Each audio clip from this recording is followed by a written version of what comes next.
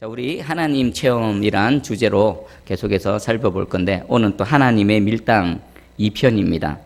우리 시편 27편 지난 시간 4절 한 절만 살펴봤는데 오늘은 1절부터 8절까지 살펴봤습니다. 하나님의 밀당 속에서 만들어져 가고 하나님의 밀당 속에서 가장 큰 은혜를 입었던 바로 다윗 한 사람입니다. 우리는 왜 하나님을 체험해야 될까요? 하나님을 왜 체험해야 됩니까? 하나님을 체험함을 통해서 머리로 아는 지식이 어떻게 됩니까? 내 가슴의 지식이 되어집니다. 그리고 하나님을 체험함을 통해서요, 내 믿음이 실제적인 믿음이 됩니다. 눈에 보이는 믿음, 손에 잡히는 믿음, 내 삶 속에서 역동적으로 역사하는 그런 믿음으로 작용한다는 것입니다. 그리고 하나님을 체험함을 통해 하나님을 더 알아가고요, 하나님을 더 아는 만큼 우리의 믿음은 자라나게 됩니다. 그리고 하나님을 체험함을 통해 우리가 하나님의 마음을 알지요. 그리고 하나님의 뜻을 알게 됩니다. 그럼 우리가 즐거이 하나님의 그 뜻에 헌신하며 충성하는 사람이 되어질 수 있다는 겁니다. 이런 점에서 보면요, 하나님을 체험하는 것은 너무도 중요합니다. 여러분, 이런 말이죠. 고기도 뭐 해본 사람이 잘한다고요? 먹어본 사람이 잘 아는 겁니다. 고기도 자기가 직접 씹고 뜯고 먹어본 사람이 고기 맛을 안다는 겁니다. 그것과 마찬가지입니다.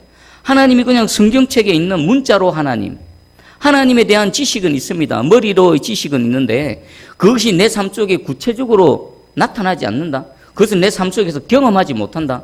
그것은 마치 장롱 속에 뭐 대단한 것을 감춰놓고 써먹지 못하는 그런 것과 똑같은 겁니다. 어떤 분은 이렇게 표현합니다. 태평양의 멸치가 태평양 바다에 빠져서 목말라 죽는 것과 똑같다는 겁니다. 하나님의 사람이 하나님을 모시고 있으면서도 하나님을 경험하지 못하고 살아가는 것은 그 무한하신 하나님을 알면서도 무한하신 하나님과 접속이 되어지지 않아서 그 하나님을 누리지 못하는 것은 태평양 그 넓은 바닷물에 멸치가 목이 말라 죽는 것과 똑같다는 겁니다. 여러분, 오늘 말씀을 통해서 다윗을 한번 쭉 살펴볼 겁니다. 나는 과연 하나님을 체험하는 그런 삶, 그런 믿음 가운데 살아가고 있는가? 그리고 다윗은 인생 가운데 어떻게 하나님을 체험했는가? 여러분과 다윗의 삶을 한번 비교해 보시기 바랍니다. 그러면 얼마만큼 간격이 있는가? 나는 어느 자리에 있는가? 그리고 만약 부족하다면요, 말씀을 들을 때 아멘 아멘 하십시오. 다윗에게 함께 하셨던 그 하나님, 지금 우리가 예배드리는 동일한 하나님이십니다. 우리도 다윗이 누렸던 것 동일하게 누릴 수 있습니다. 자, 그러면 한번 보겠습니다. 다윗은요, 그 하나님을 체험하는 것을 통해서요, 굳건한 믿음과 능력의 소유자가 되어집니다. 우리 시편 1절 한번 27편 1절을 한번 읽어봅니다. 1절, 자 시작. 여호와는 나의 빛이요 나의 구원이시니 내가 누구를 두려워하리요? 여호와는 내 능력이시니 내가 누구를 무서워하리요? 아멘. 다윗은 환난 가운데 담대하게 하나님을 고백합니다. 지금 1절에만 봐도요, 여호와 하나님은 땡땡땡이다. 세 가지로 합니다. 여호와 하나님은 무엇이라고요? 나의 빛이시다. 여호와 하나님은 나의 구원이시다. 또 여호와 하나님은 내 생명의 능력이시다. 자, 그러면 여러분들에게 질문하겠습니다. 여호와 하나님은 나의 땡땡땡이시다. 자, 마음속으로 한번 질문해 보시기 대답해 보시기 바랍니다. 여러분들의 하나님은 여러분들에게 무엇이십니까? 예, 각자가 다 하나님은 무한하시기 때문에 내가 만난 하나님, 내가 경험한 하나님에 대한 각자의 정의가 있을 것입니다. 그런데 다윗은 오늘 하나님은 나의 빛이시다, 나의 구원이시다, 그리고 내 생명의 능력이 되신다라고 말합니다. 빛은 뭡니까? 빛. 칠흑 같은 어둠 가운데 내 앞길을 밝혀주시는 빛이시라는 겁니다. 그리고 내 인생이 아무리 어렵고 아무리 답답하고 아무리 소망이 없어도 빛 대신 주님만 있으면 모든 어둠이 확 하고 물러간다, 이렇게 고백하고 있습니다. 여러분들, 여호와 하나님은 생명의 빛이요 능력의 빛이요 소망의 빛인 줄 믿습니다. 여러분이 지금 아무리 어려운 사방이 우겨 쌓임을 당하고 솟아날 구멍이 없는 것 같아도 하나님만 함께 하시면요, 빛 대신 주님만 내 어둠 가운데 쑥 하고 들어오시면 우리가 아무리 어둠을 몰아내기 위해서 뭘 해본들 어둠 못 몰아냅니다. 근데 어둠을 이길 수 있는 단 하나가 있으면 뭡니까? 빛입니다. 빛만 쑥 들어오면 어둠은 그냥 자동적으로 물러가게 되는 겁니다. 오늘 예배드리다가 빛 대신 주님을 경험하시기를, 빛 대신 주님을 만나시기를 축복합니다. 그리고 하나님은 나의 구원이시다. 여러분, 구원은 뭡니까? 우리 영혼의 구원도 있습니다.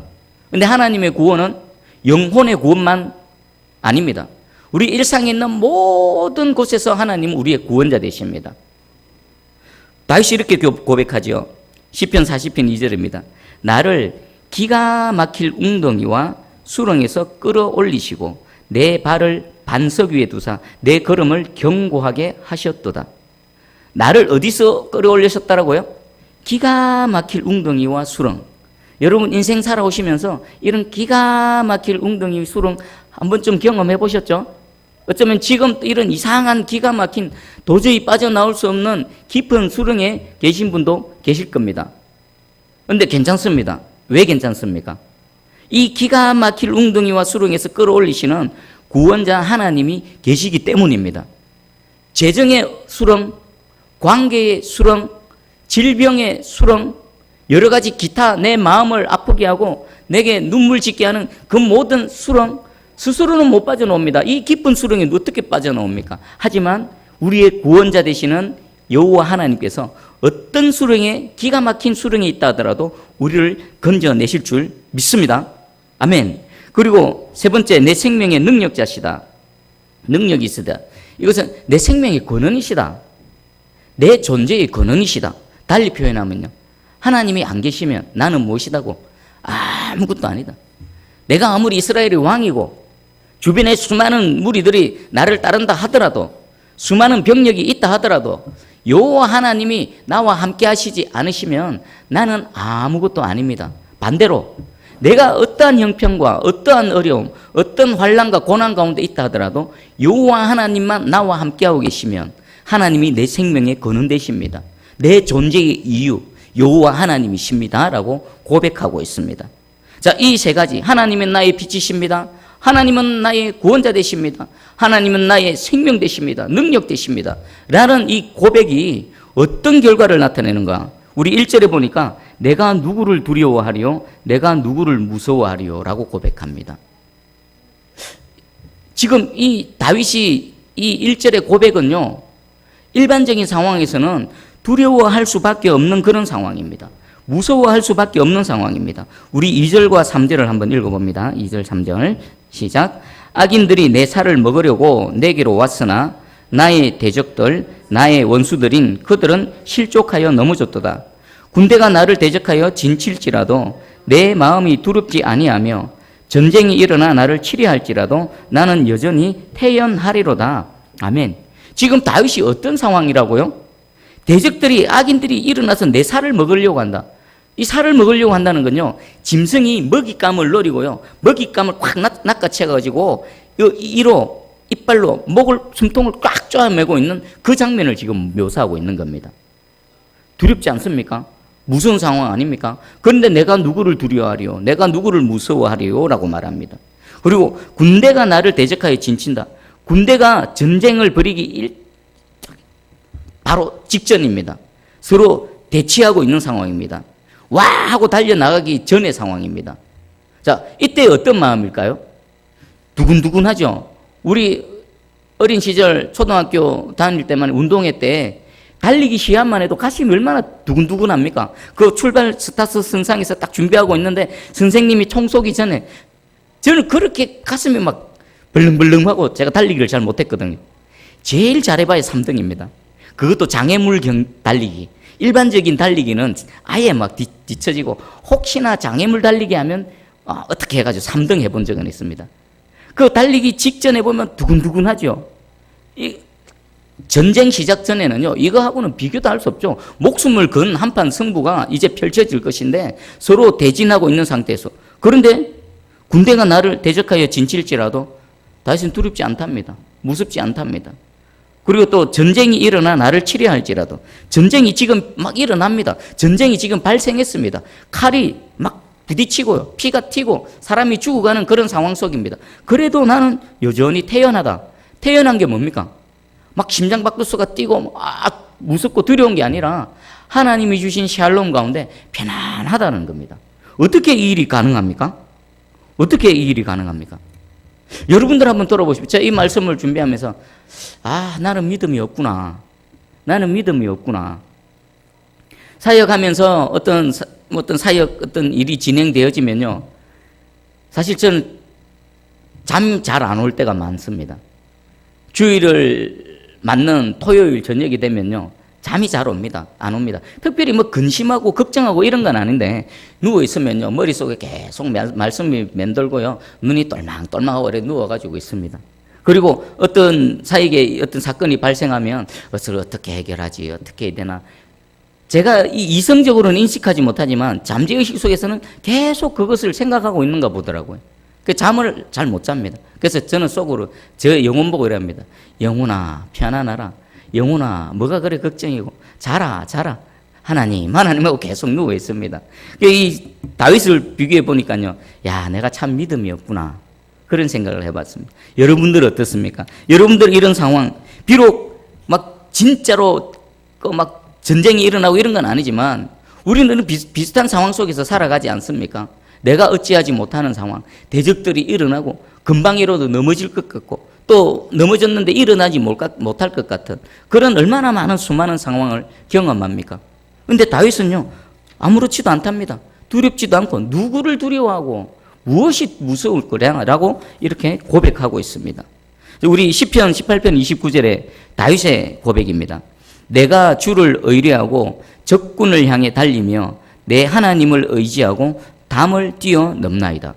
지금 장면을 한번 생각해 보십시오.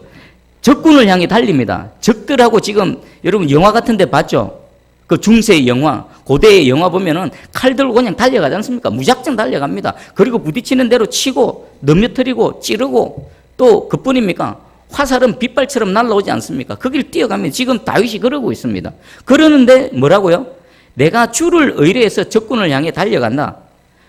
담을 뛰어넘는 건 성벽을 뛰어넘는 겁니다. 위에서는 돌을 던지고 화살을 쏘고 또 막 나무 토막 같은 걸 막 떨어뜨리는데 그 속에서도 성벽을 뛰어넘을 때 내가 하나님을 의지하고 성벽을 뛰어넘는다. 얼마나 많은 전쟁을 경험했습니까? 근데 그 속에서 하나님께서 그를 지키시고 그를 이기게 하신 그것을 지금 고백하는 겁니다. 하나님이 나를 지키신다. 하나님 나를 이기게 하신다. 그래서 내가 주를 의지하고 주를 의뢰하고 내가 달려간다 라고 말하고 있습니다. 이 고백이 저와 여러분의 고백이 되기를 축복합니다. 우리 사도 바울도요 비슷한 고백을 합니다. 고린도후서 1장 8절에서 10절입니다. 형제들아 우리가 아시아에서 당한 환난을 너희가 모르기를 원하지 아니하노니 힘에 겹도록 심한 고난을 당하여 살 소망까지 끊어지고 우리는 우리 자신이 사형 선고를 받은 줄 알았으니 이는 우리로 자기를 의지하지 말고 오직 죽은 자를 다시 살리시는 하나님만 의지하게 하심이라. 아멘.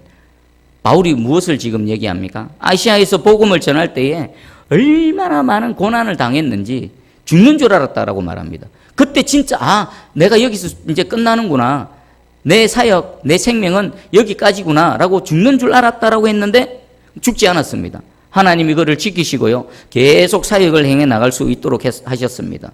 근데 그 일을 두고 다윗이 이렇게 해석을 합니다. 하나님이 그런 죽는 줄 알았다라는 순간으로 몰아가실 때 하나님께서 이 바울을 밀당하실 때 지나고 나서 돌아보니까 그것을 통해서 오직 하나님만 의지하게 하셨다. 그리고 또 오직 하나님만 신뢰하게 하게 하시기 위해서 우리를 그곳으로 밀어 넣으셨다라고 말하고 있습니다. 맞습니다. 바울은요 그 환난 당하는 속에서는 미처 깨달지 못했을 것입니다. 너무나 급작스럽고 당하는 게 너무나 고난이고 그것을 어떻게 견뎌내기에 너무 버거웠기 때문에 하나님의 큰 손길을 보지 못했을 것입니다. 하지만 지나고 나니까 하나님이 이렇게 하셨다라고 고백하고 있습니다. 여러분 바울처럼 이제 끝장났네, 이제 죽었네. 다윗도 지금 남들이 보기는요 이렇게 아마 생각했을 것입니다. 지금까지 다윗이 잘 피하고 지금까지 잘 견뎠는데 다윗도 이제는 끝장났다. 다윗 여기까지다. 근데 다윗은 그렇게 생각하지 않습니다. 바울도 그렇게 생각하지 않았습니다. 이 믿음이 우리의 믿음이 되기를 축복합니다. 자, 그러면 오늘의 핵심입니다. 어떻게 이런 믿음을 가질 수 있을까요? 죽는 줄 알았다. 아니 진짜 죽을 뻔했다. 다윗은 대적들이 그렇게 일어나서 그 짐승이 그 먹잇감을 누리기 위해서 목을 확 틀어쥐고 숨통을 쪼이고 있는 그 상황, 대적들이 일어나서 자신을 치려고 하고 있는 그 상황 속에서 어떻게 내가 두렵지 않고 무섭지 않다, 하나님만은 신뢰한다 라고 고백할 수 있었을까요? 이유는 하나입니다. 지금까지 자신과 함께 하셨던 하나님 체험의 경험, 이것이 이 고백을 할 수 있게 했다는 겁니다. 그러면요, 여러분, 다윗이 인생 속에서 제일 첫 단추가 어디였을까요? 하나님의 체험, 하나님의 함께 하심, 하나님의 도우심, 하나님의 이기게 하심의 그 첫 단추는 여러분 다윗의 일생을 잘 아시지 않습니까? 어디인 것 같습니까? 그렇죠? 단연 골리앗을 때리잡는 겁니다. 골리앗을 이기기 전까지 다윗은 아무것도 아니었습니다. 그냥 그 아버지 집에서 제일 막내로서 아무 주목도 받지 못하고 양이나 키우는 그런 목동이었습니다. 그리고 그 블레셋과의 전투 현장에도요, 용사로서 참전한 것이 아니라 아버지 심부름 하려고 빵하고 먹을 것 좀 싸들고 갔다가 골리앗을 얼떨결에 이겨서 한순간에 일약 스타가 되어진 그런 인물입니다.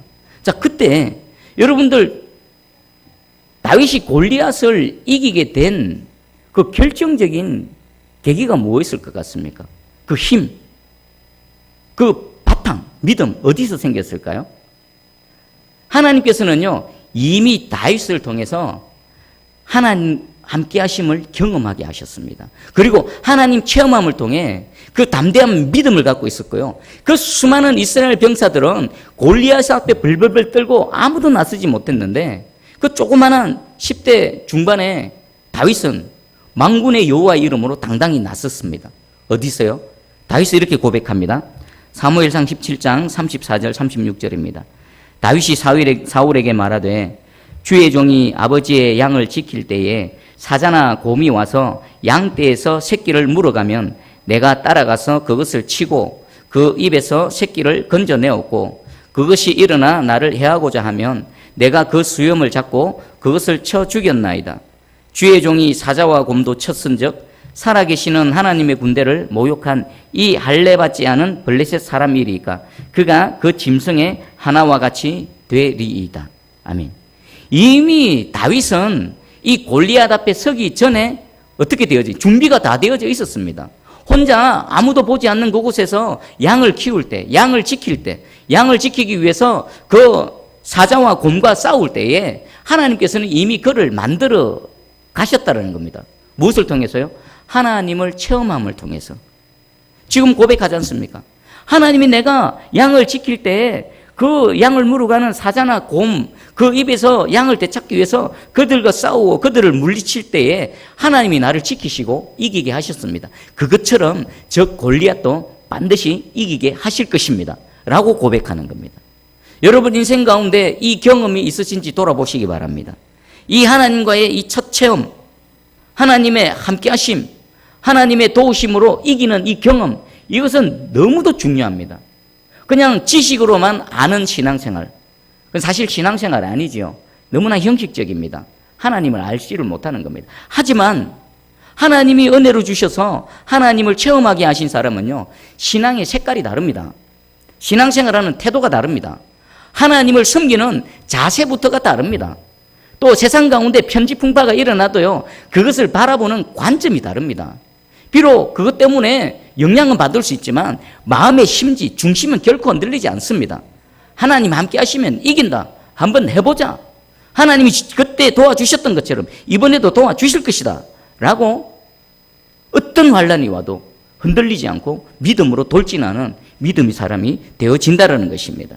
자, 그리고 다윗은요, 이곳에서 단순히 하나님께서 지키고 보호하시는 것뿐만 아니라 하나님이 성립케 하실 것이라는 것까지 함께 내다봅니다.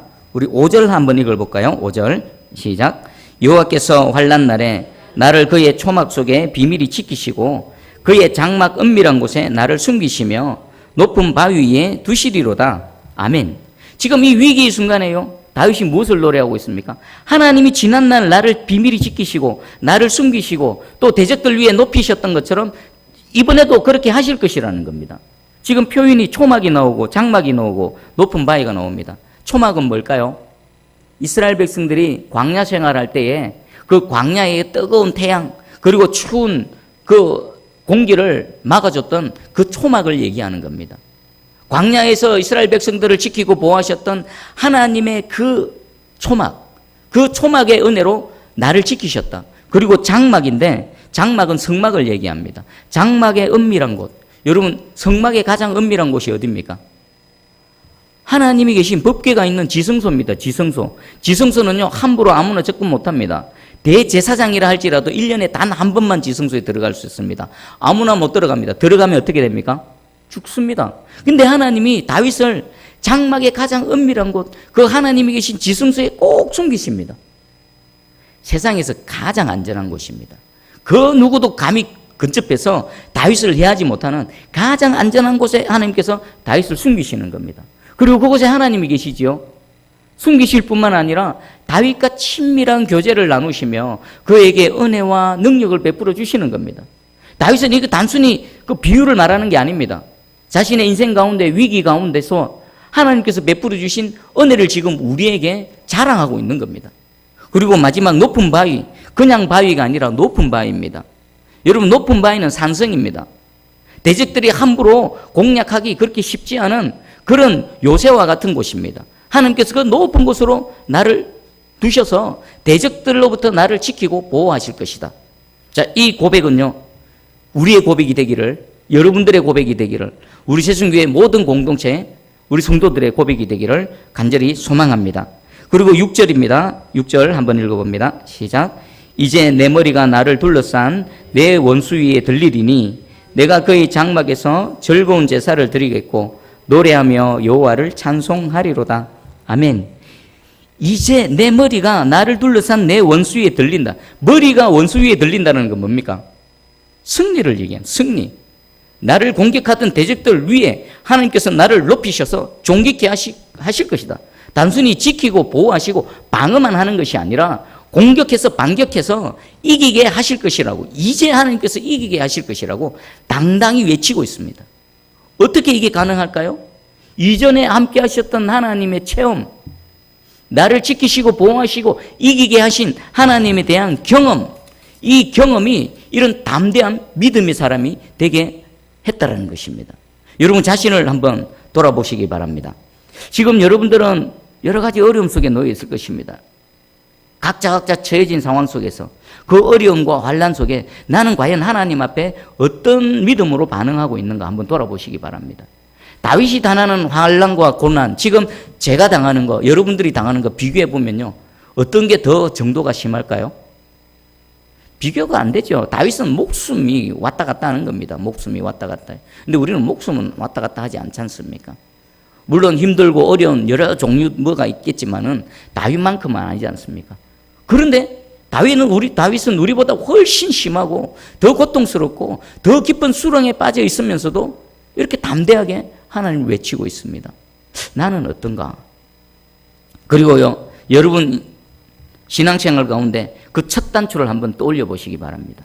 다윗이 골리앗 앞에 나갔을 때 하나님께서 그 사자와 곰의 손에서도 나를 건져내셨다. 그래서 이 골리앗도 얼마든지 이길 수 있다라는 이 첫 단추가 되어졌던 그 하나님 체험의 경험을 한번 떠올려 보시기 바랍니다. 저도 수많은 단계를 거쳤습니다. 되네. 하나님 함께 하시니까 되네. 믿음으로 도전하니까 되네. 여러분 믿음에 대한 여러 가지 정의가 있을 수 있습니다. 근데 저는 믿음이라면 단연 도전입니다. 믿음 있으면 도전합니다. 믿음 없으면 도전 안 합니다. 주지 않습니다. 계속 그 자리에 머물러 있습니다. 하지만 믿음 있는 사람은요, 하나님 함께 하시면 되지. 들이밀고요, 또 받고요, 되든 안 되든 결과는 하나님께 맡기고요, 계속 앞으로 돌진해 나가는 겁니다. 제가 이 믿음이 없었다면요, 지금 사역자가 되어져서 여기 있을 수도 없죠. 제가 그런 믿음이 없었다면요, 나이 차이 많이 나는 저런 사모 만나서 결혼할 수도 없는 겁니다. 제가 이런 믿음의 도전이 없었다면요, 뭐 신대원 도전 이런 것도 꿈도 못 꾸죠.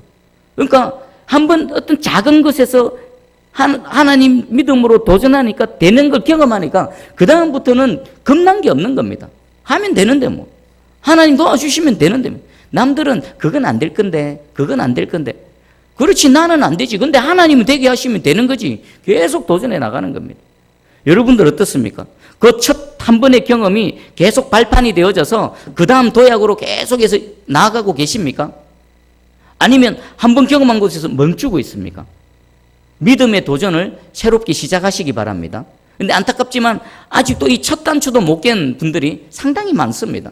그래서 그저 하나님은 성경에 갇혀 계신 하나님, 저 그냥 논리 그리고 이론, 머리에 지식으로의 하나님으로 남아있는 그런 분들이 너무나 많습니다. 어떻게 해야 될까요? 부르짖고 기도하는 겁니다. 우리 7절, 8절 한번 마지막으로 읽어보겠습니다. 7절, 8절 시작. 여호와여, 내가 소리내어 부르짖을 때에 들으시고 또한 나를 긍휼히 여기사 응답하소서. 너희는 내 얼굴을 찾으라 하실 때에 내가 마음으로 주께 말하되 여호와여, 내가 주의 얼굴을 찾으리이다 하였나이다. 아멘. 다윗이 뭐 했다고요? 부르짖다 기도한 겁니다. 하나님 도와주세요. 하나님이 이 역전시켜 주세요. 이 수렁에서 나를 건져 주세요. 저 대적들의 손에서 나를 지켜 보호해 주세요. 이기게 해 주세요. 부르짖고 기도하고 나아갔더니 하나님께서 찾으시면 내 얼굴을 찾으자 하신 그 말씀 붙들고 막 부르짖고 도전하고, 부르짖음과 동시에 도전하고, 그랬더니 하나님께서 다윗과 같은 위대한 사람이 되게 해주신 겁니다. 여러분들 지금 여러분 인생은 다윗처럼 하나님이 계속 밀당을 하고 계십니다. 여러분 그리스도 안에 있는 하나님의 사람에게 환난과 고난은요 무엇일까요? 마치 놀이동산의 롤러코스터와 같은 겁니다. 여러분 놀이동산 가서 롤러코스터 탈 때 어떻습니까? 그 보면은 어마어마하지, 엄청 무섭지 않습니까? 속도도 빠르지요. 막 뱅글뱅글 돌기도 하지요. 근데 그 롤러코스터 타는 사람들 얼굴은 어떻습니까? 와 하고 재밌어가지고 또 탈래. 우리 어린아이들은 막 그 자유이용권 끊으면은 막 10번이고 20번이고 타지 않습니까? 뭡니까? 그 환난과 고난이 그리스도 안에 있는 하나님의 사람들에게는 환난과 고난이 아니라는 겁니다. 하나님이 또 무슨 일을 하실까? 내가 믿음으로 도전할 때 어떤 일이 일어날까? 기대함으로 계속해서 그런 파도가 일어날 때마다 마치 최고의 서핑 선수가 파도 타기 하듯이 더 큰 파도가 밀려올수록 더 높이 더 빠르게 달려나가는 그런 하나님의 사람이 된다라는 것입니다. 여러분들 어찌하든지 하나님을 체험하시기 바랍니다. 하나님을 체험하려면 어떻게 된다고요? 믿음으로 도전하는 겁니다. 이것은요, 여러분들이 실제로 삶 속에서 뭐라도 한번 해보는 겁니다. 뭐라도 해보고 내가 경험하지 않고는 이것은 누가 대신해 줄 수 없는 겁니다. 여러분들 직접 할 수 있는 거, 작은 것 하나 붙들고 부르짖고 기도함으로 또 믿음으로 도전하셔서 하나님을 체험하시기를 축복합니다. 그 작은 체험이요, 여러분 인생을 확 바꿔놓을 겁니다. 그리고 그 작은 체험이요, 우리 새순교회의 모든 사역과 모든 하나님의 그 인도하심을 바꿔놓을 줄 믿습니다. 할렐루야. 아멘. 기도하겠습니다.